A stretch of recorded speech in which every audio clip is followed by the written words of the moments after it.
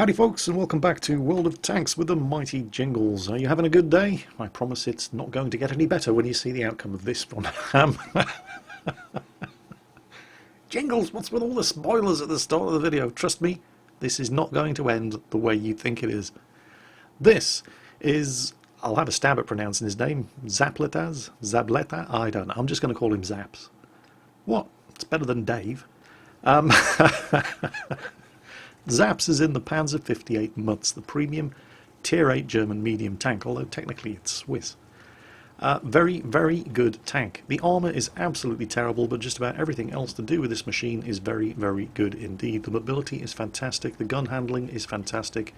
It's very, very good, and becoming a very, very popular Tier 8 medium premium tank. Zaps is carrying a 3-to-1 ratio of armour piercing to premium APCR ammunition loadout. He's got a couple of rounds of high explosive just in case. He's got the premium chopper consumable. Everything else about the tank is standard. We're here on the mines map. It's Tier 8 maximum, he's in a Tier 8 medium, and straight off the block, really good to see most if not all of the mediums on the team rushing the hill in the centre of the map. Always important to control the hill on mines, and it doesn't matter what game mode you're playing, whether it's standard battle or encounter like this, as you're going to see as the enemy team virtually lets them take the hill. Pretty much uncontested. Cromwell's up there first, Zaps is up there second, and they're not alone. Oh, sneaky Tiger 2 spotted over there, which is going to stop the rest of the mediums in their tracks, but it looks like Zaps, the Cromwell, and I think the Centurion have made it up here. Opportunity fire, SU-100, takes half his health off, very nice. Of course, poking the bushes like that he gets spotted, but now the enemy team are in the cap. So now that you have the hill, and the enemy tanks are spotted, it's time to start doing something about it. We're going to start off with this KV-1. Hang on, wait a minute. What's a KV-1 doing in a Tier 8 match? The kind of match where even the medium tanks can two-shot you.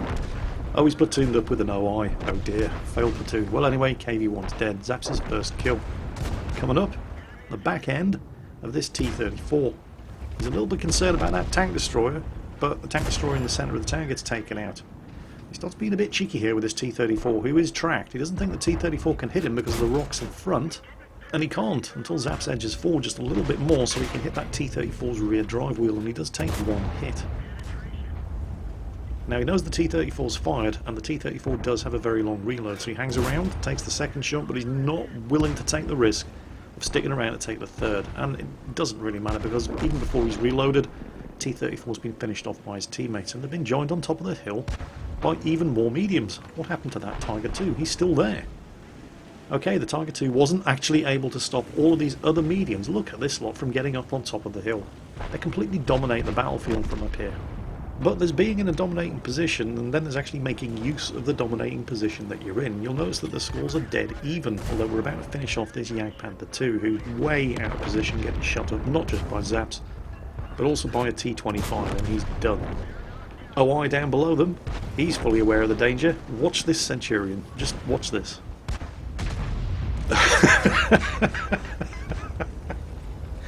What was he trying to do? He's going to blame it on the physics in a moment.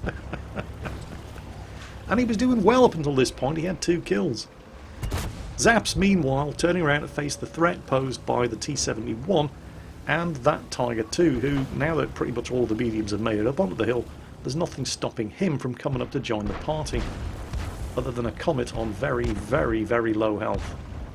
Tiger 2's been forced back. T-71 appears to be reloading. Straight through the inside drive wheel. Some good damage on the Tiger 2 there. Tiger 2's just fired. We'll pop out and do it again. You're going nowhere, sunshine. You just sit there while I wait to reload. And for the killing blow, there we go. Now the T-71. Unfortunately, the scores aren't even anymore. This team's losing 8-10. He's going out after the T-71, misses the shot. He's not going to chase him around there, not with all of those enemy tanks around the corner. And instead moves back up onto the hill. They've just lost another tank. Stops to aim up on the T-34-85. He's a one-shot kill. Well, he certainly is now. He just took a hit from somebody else. And, yeah, there's only 3 tanks left on his team. This team, despite having the most advantageous position, are doing their level best to snatch defeat from the jaws of victory. Zaps sitting here on 4 kills, looking for his next victim. Almost half of his team's combined kill total. 59 Patton over there, blazing away at a T-43 and a Firefly. on the island on the western side of the map seems to be unaware that there's an OI sneaking up on him. Zaps to the rescue. Oh, that didn't quite go according to plan. Track's gone, uses the repair kit, angles up, more shots into the back of the OI, who has only he's trying to turn the gun around, but, well, you know how slow this big thing is. Finishes off the OI, loses the 59 pattern. SU-100 closing in for the kill. What gun does he have? The 122mm? The 100? The 85? It's the 122. Get around him. He's stuck there behind the wreck of the 59 pattern, unable to turn around. Finishes him off. T-71 closing in for the kill. Zaps is now the last tank left alive on his team against 3 enemies. I've lost track of how many shots the T-71's fired, but he's an autoloader. He can't have many more to fire. And it doesn't really matter that the T-71 caught him from the rear, because the armour on the Panzer 58 Mutz is so bad that the T-71 with its APCR, which is standard ammunition on this tank, is going to be able to penetrate him from just about any angle. Caught him before he could reload, finished him off. Zaps against 2 tanks, a T-43 and a T-150, and I am reasonably sure that the T-150, well, it has to be, because the T-43 was on the island trading shots with the 59 pattern, so the T-150 is the one sitting in the cap.